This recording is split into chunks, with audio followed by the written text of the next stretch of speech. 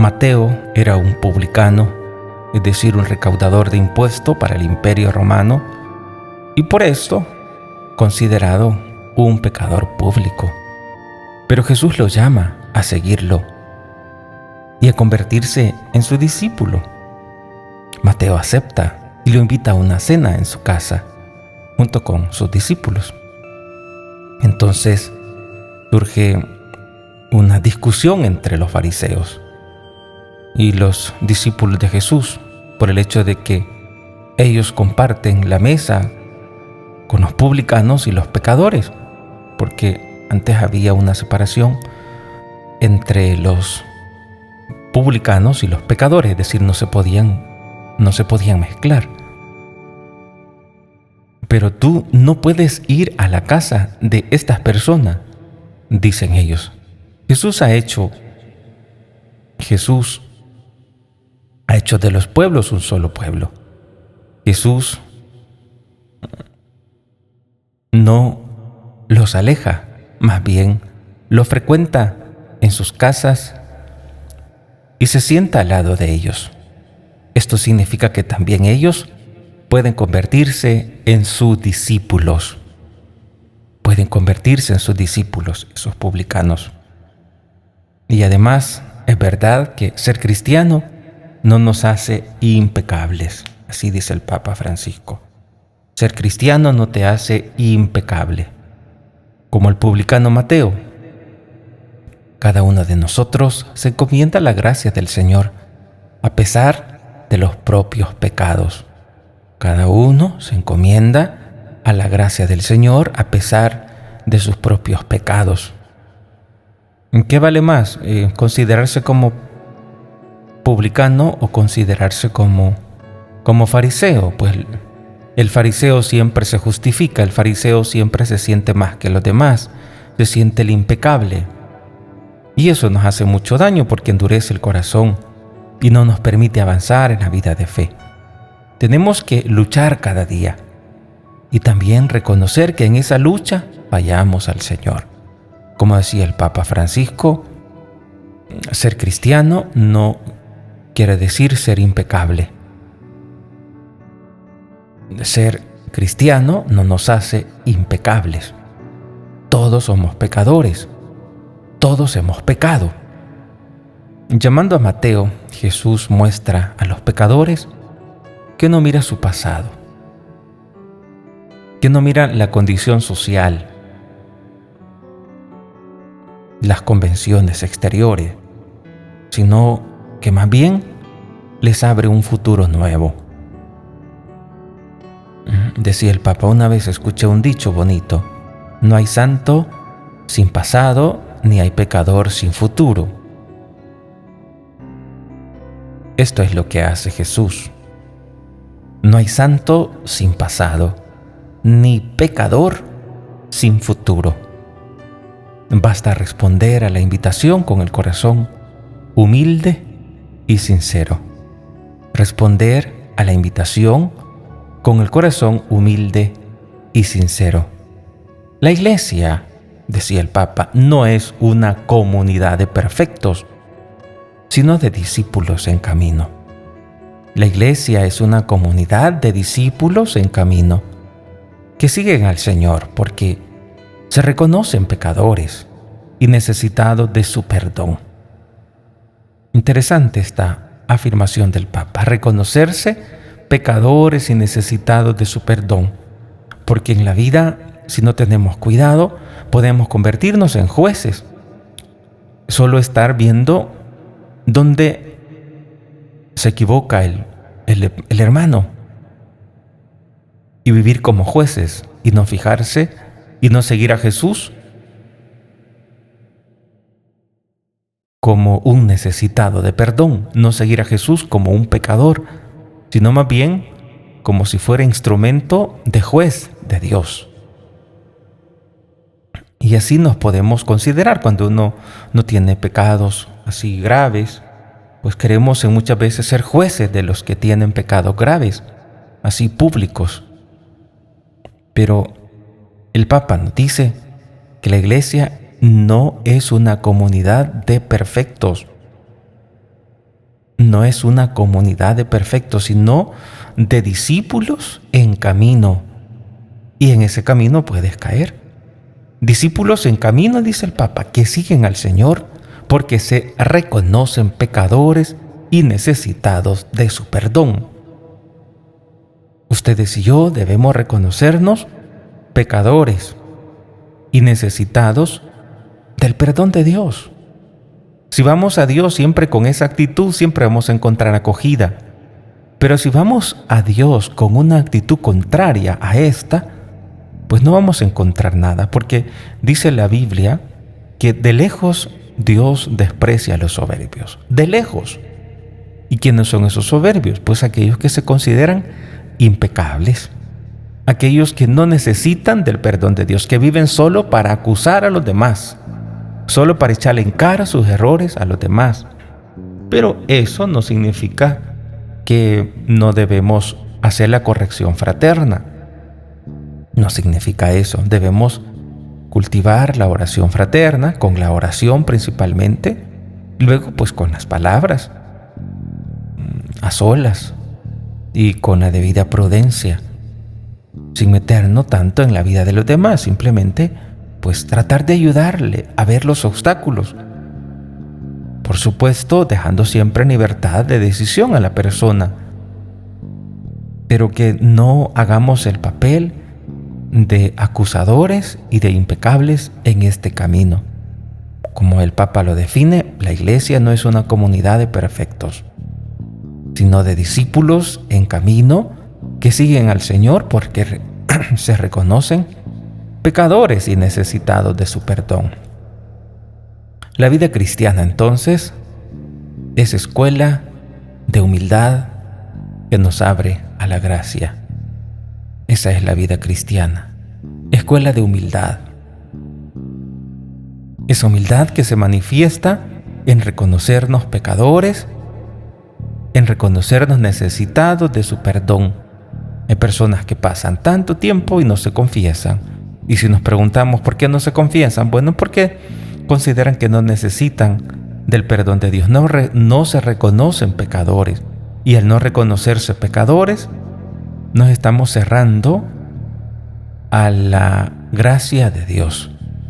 Un comportamiento así, dice el Papa, no es comprendido por quien tienen la presunción de creerse justo y de creerse mejor que los demás. Soberbia y orgullo no permiten reconocerse necesitados de la salvación. Y qué fácil es caer en la soberbia y en el orgullo.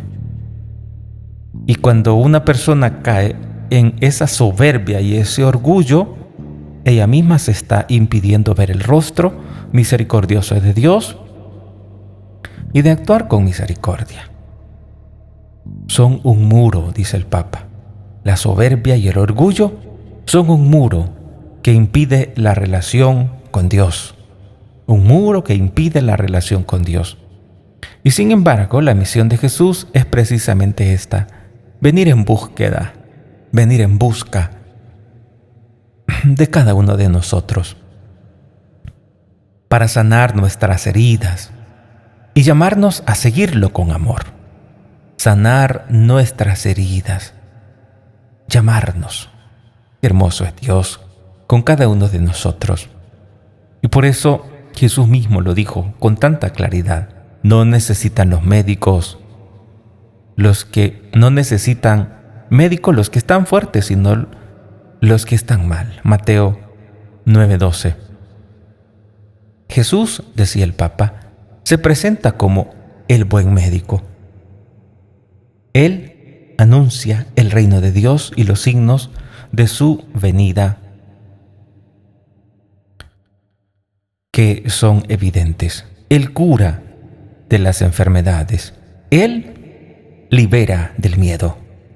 Él nos libra de la muerte y del demonio.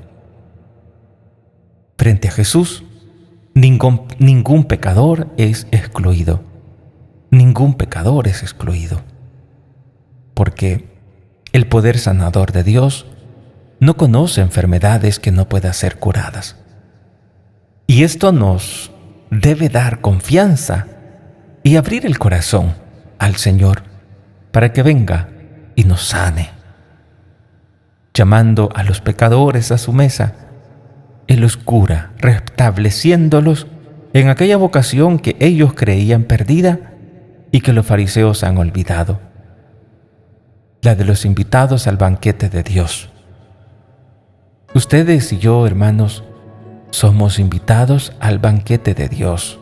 Esa es nuestra vocación. Y los fariseos han olvidado.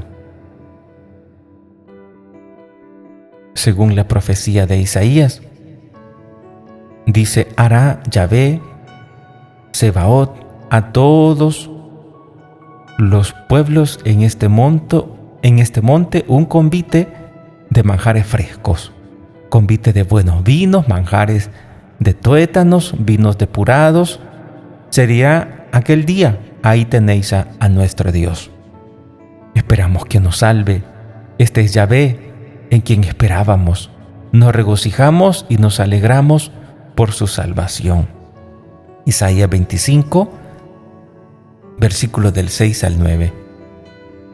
Si los fariseos, decía el Papa, ven a los invitados solo pecadores y rechazan sentarse con ellos, Jesús, por el contrario, les recuerda que también ellos son comensales de Dios. De este modo, sentarse en la mesa con Jesús significa ser transformados y salvados por Él. Transformados por Él, ser salvados por Él. Sentarse a la mesa con Jesús significa ser transformados y salvados por Él. En la comunidad cristiana, la mesa de Jesús es doble. Está la mesa de la palabra y la mesa de la Eucaristía, como dice también la Dei Verbum número 21. Son estas las medicinas con las cuales el médico divino nos cura y nos nutre.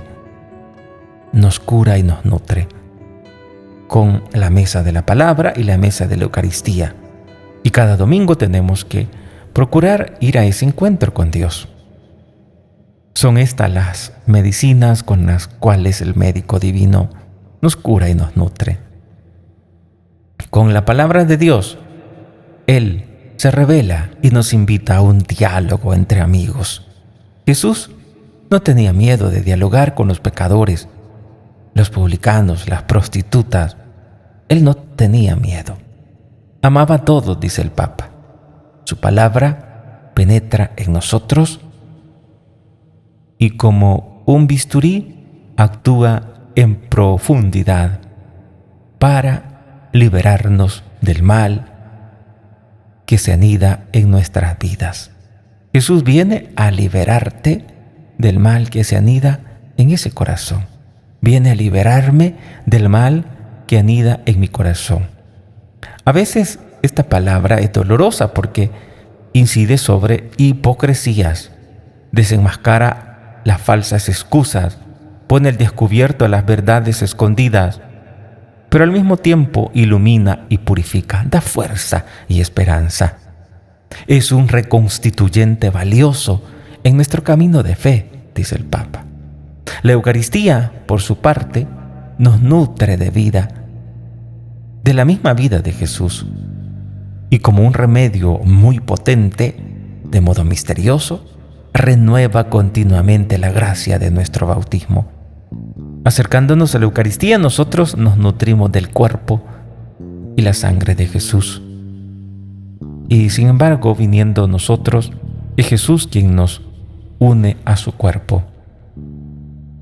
Luego dice el Papa, concluyendo ese diálogo con los fariseos, Jesús les recuerda una palabra del profeta Oseas: id pues aprended qué significa aquello de misericordia quiero y no sacrificio. Dirigiéndose al pueblo de Israel, el profeta lo reprendía porque las oraciones que elevaba eran palabras vacías e incoherentes.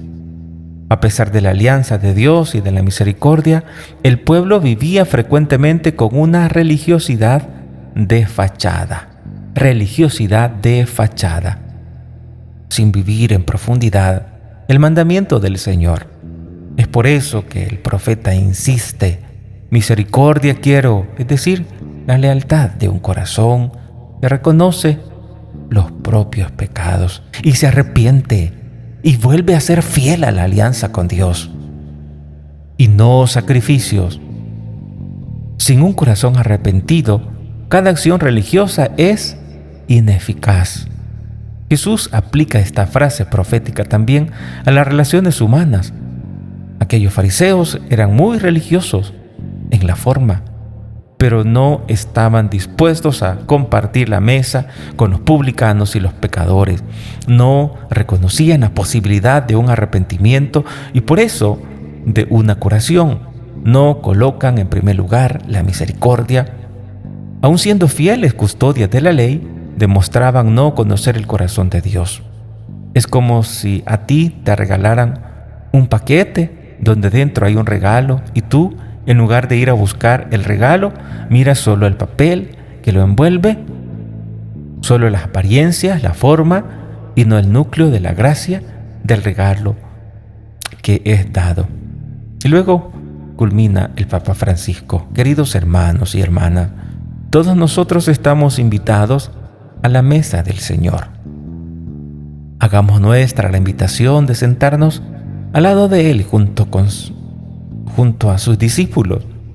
Aprendamos a mirar con misericordia y a reconocer en cada uno de ellos un comensal nuestro.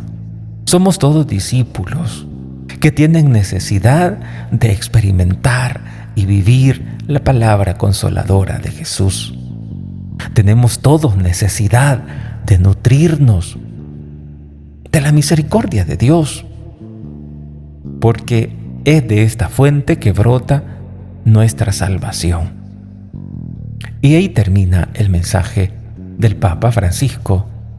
Que María Santísima nos ayude para que busquemos a ese Dios que nos viene a curar, a ese Dios que nos dijo: busquen primero el reino, a ese Dios que nos dijo: no teman al que mata el cuerpo. El virus puede matar el cuerpo, pero debemos cuidar ante todo el alma. Tenemos que cuidar el vínculo con Dios, la relación con Dios, nuestra comunión con Dios, a través de los sacramentos, a través de la escucha de la palabra de Dios, ese alimento con el que Jesús nos restablece y nos da esa fe para que podamos tener apertura y abrir el corazón para que entre en nosotros su gracia, para que creamos en medio de la crisis, en medio del sufrimiento, que no desfallezcamos.